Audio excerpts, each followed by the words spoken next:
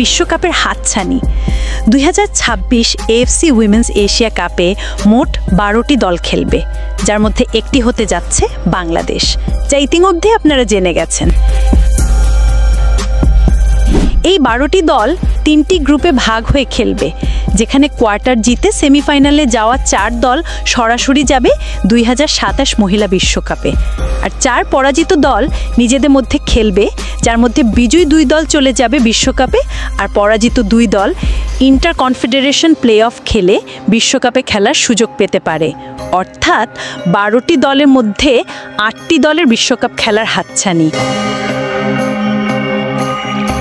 বর্তমান ফর্ম এবং পারফরমেন্স বিবেচনায় নারী ফুটবল দলের সামনে যে কোনো প্রজন্মের সেরা সুযোগ ফুটবল বিশ্বকাপের খেলার। বাফুফের এবং সমর্থকদের উচিত নারী দলের প্রতি মনোযোগ দেয়া, তাদের সব ধরনের সুযোগ সুবিধা এবং সাপোর্ট দেওয়ার আহ্বান জানাচ্ছি।